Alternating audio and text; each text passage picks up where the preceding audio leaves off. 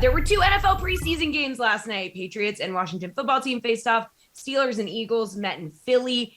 Any takeaways from either of those games, Geoff? I think Mac Jones is kind of like making maybe a little bit of a run for the starting spot in New England. Yeah, a lot of checkdowns from Mac Jones. I just pumped the brakes on that. It was fine, but no real like hard throws there. The guy I was most impressed with was actually Jalen Hurts, and people are going to look at his game log and go, 3 for 7. He's inaccurate again.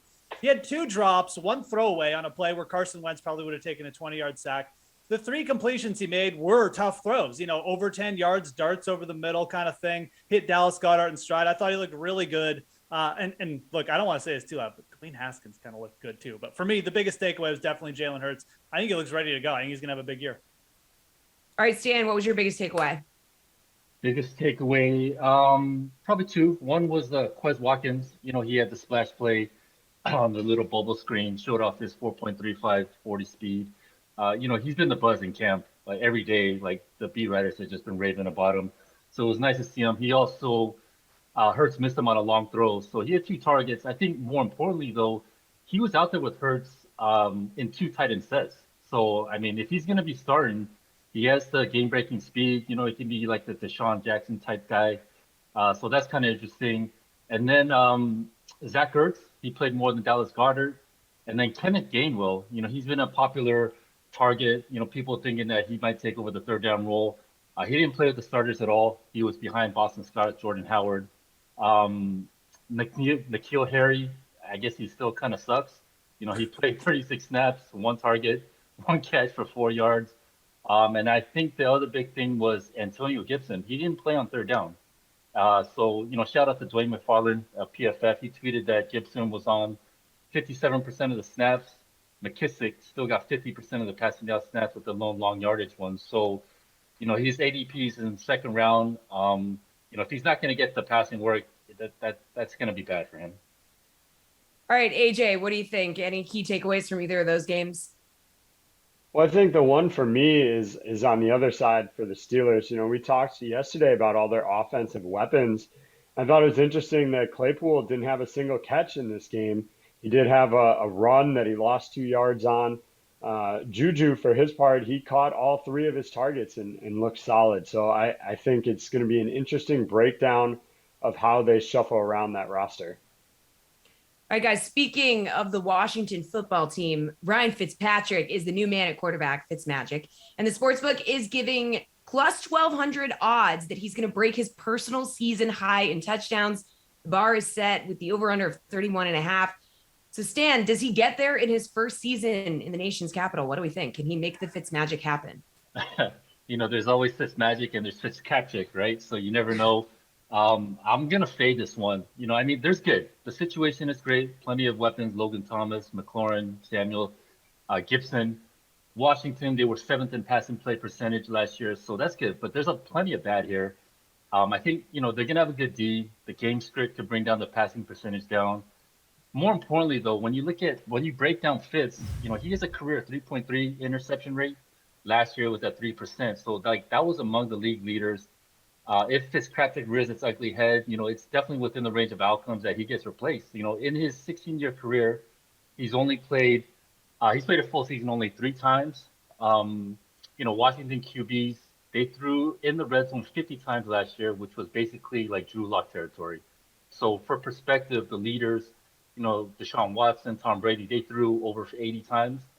So you're not getting those opportunities in the red zone. And then finally, Fitz has a 4.4% TD rate. He's averaged 1.35 TDs per game. So in order for this number to hit, he'd have to average 1.88 TDs per game, which is well above his career high or career average. And then, that's assuming that he plays 17 games. So, as the illustrious Randy Jackson so eloquently used to say, that's a no from me, dog.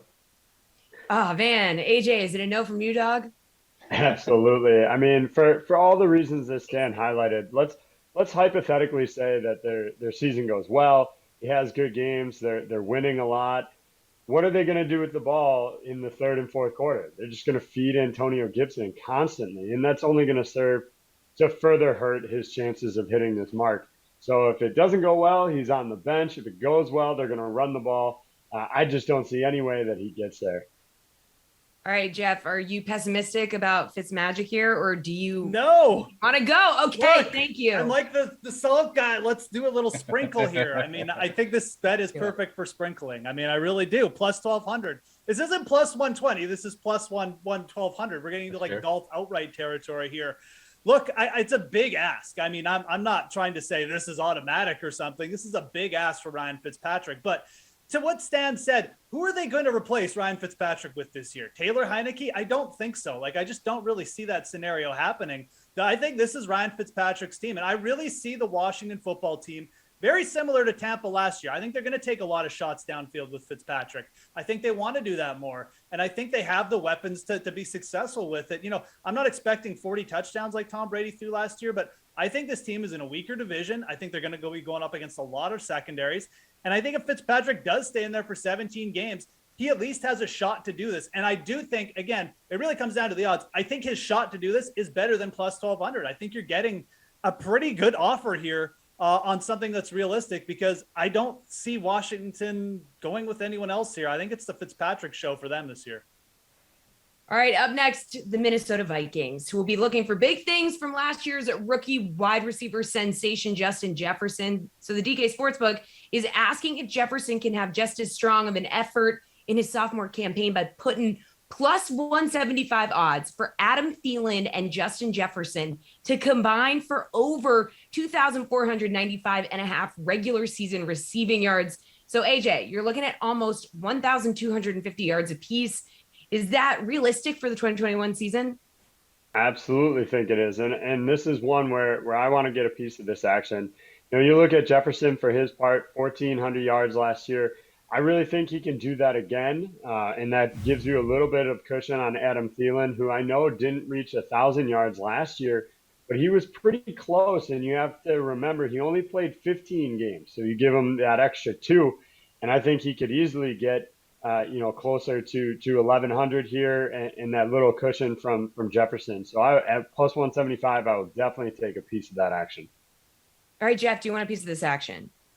Oh, I hate to be against AJ on everything. He's such a nice guy, but I got to be against him here too. I mean, this is a big total. This is really big. And like, I think Justin Jefferson, if he's healthy, yeah, he'll definitely, approach 1,500 yards again. There's a good shot, but you look at the Vikings and there's some issues here. They've got a quarterback who, he's not, let's just say it, he's not vaccinated, and it could lead to him missing games. And if Kellen Mond is in there for even a couple games, that could really hurt these guys' totals. You've got an aging wide receiver in Adam Thielen, who's dealt with multiple soft tissue injuries over the last few years. And Justin Jefferson is already banged up.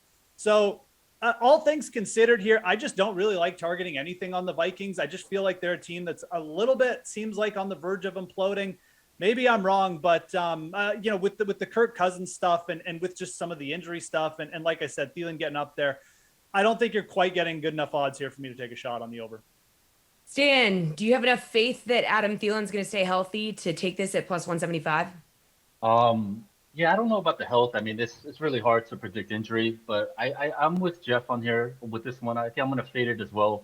If you take last year's per game numbers, Jefferson, that puts Jefferson 1,487, Thielen at 1048 if they play 17 games. So that's 25-35, right? So you're over.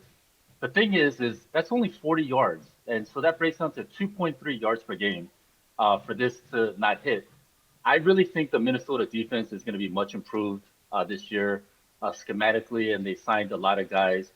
If you look at the Minnesota passing rate, it was 54.25% last year.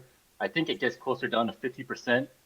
2019, that number was 51%. So if you're seeing a 3% decrease in passing temp opportunities, that's going to be huge. And so, if I think the D is improved and the passing rate goes down, I do have to take the number because I think the line was pretty close to begin with.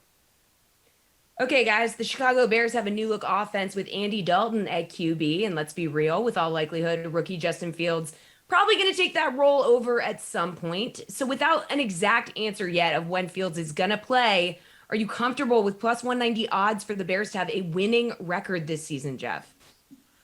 Oh, I'm right on the fence with this one. I feel like I probably lean towards the yes, just because I just don't think that Justin Fields is going to be on the bench for very long. And we'll give Andy Dalton a little bit of credit. I mean, he went 4-5 as a starter behind perhaps, one of the worst defenses in the NFL last year.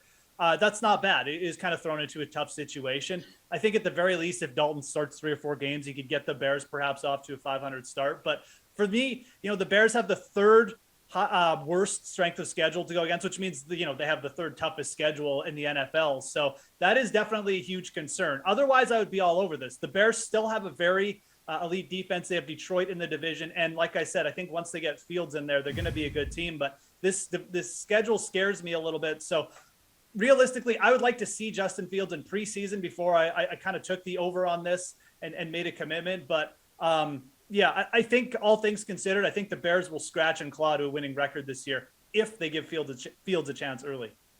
Dan, plus 190 odds for the Bears to have a winning record this season. How do we feel about it? Yeah, I don't like it. I do agree that they're going to have a really good defense, and I really like Justin Fields. But even if he plays from week 1, as Geoff alluded to, I mean, that schedule is rough. So I just broke it down. So, okay, so, they're going to win 2 against Detroit. I think that's pretty, we can assume that. Green Bay, Minnesota, division rival, tough game. So if I give that series a split, I look at the rest, right? So you got the Rams, Browns, Tampa Bay, San Francisco, Baltimore, Arizona, Seattle.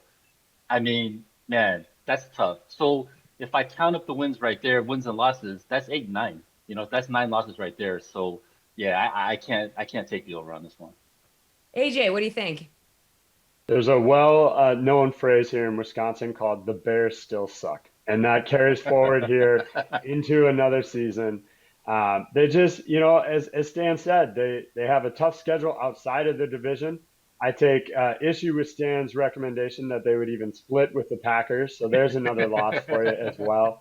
Look, I just don't see them having the tools that they need on offense to put it all together. I think Fields could be the answer, and it doesn't take much to become the best quarterback in Bears history because they've never had a good one. So he could be the guy, but it's not going to be this season. They're going to need some time to develop him. And I think if Dalton starts at all to start the season, then it's for sure a lost cause for them.